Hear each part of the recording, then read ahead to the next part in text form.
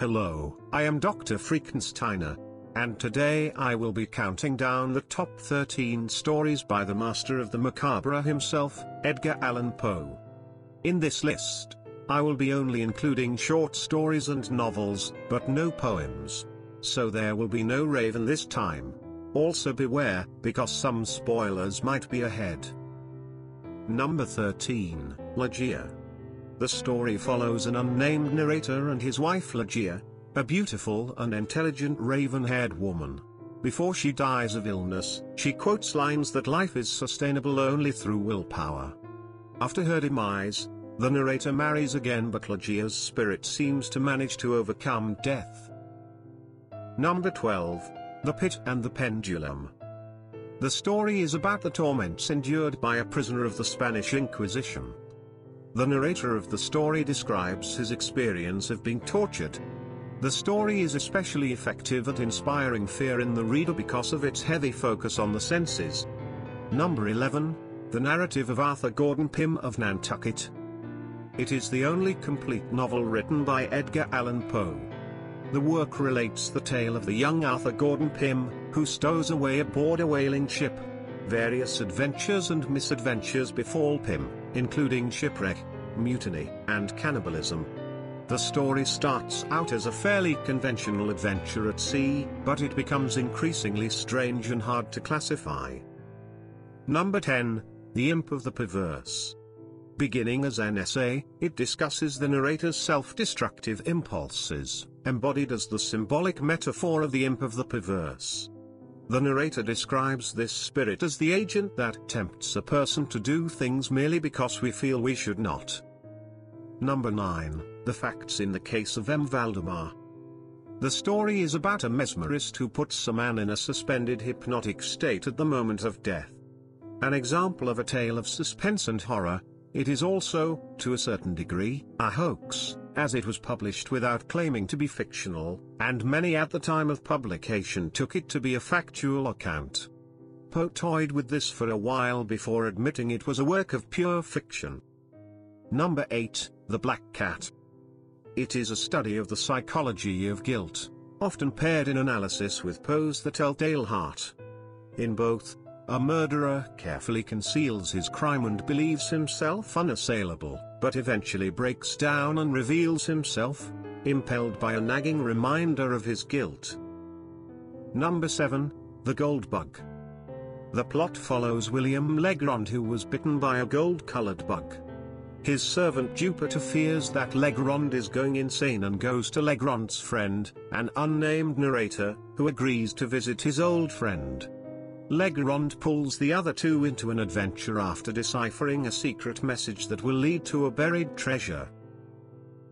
Number 6, The Fall of the House of Usher. The story begins with the unnamed narrator arriving at the house of his friend, Roderick Usher, having received a letter from him in a distant part of the country complaining of an illness and asking for his help. As he arrives, the narrator notes a thin crack extending from the roof, down the front of the building and into the adjacent lake. This highly unsettling macabre work is recognized as a masterpiece of American Gothic literature. Number 5, The Murders in the Rue Morgue. C. Auguste Dupont is a man in Paris who solves the mystery of the brutal murder of two women. Numerous witnesses heard a suspect, though no one agrees on what language was spoken.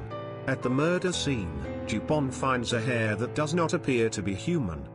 As the first fictional detective, Poe's Dupont displays many traits which became literary conventions in subsequent fictional detectives, including Sherlock Holmes and Hercule Poirot.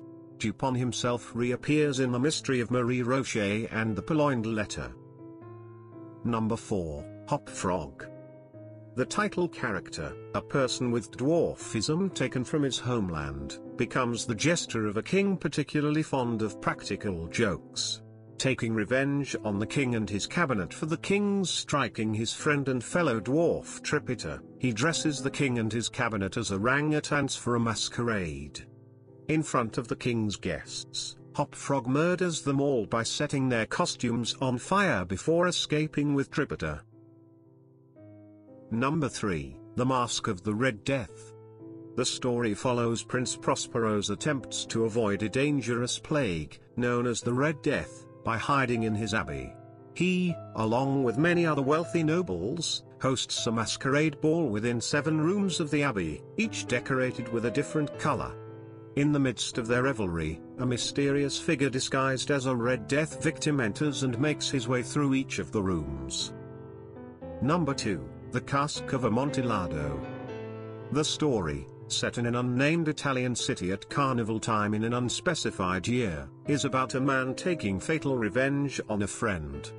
Angry over numerous injuries and some unspecified insult, he plots to murder his friend during carnival, while the man is drunk, dizzy, and wearing a jester's motley. Number 1, The Telltale Heart. It is relayed by an unnamed narrator who endeavors to convince the reader of his sanity while simultaneously describing a murder he committed.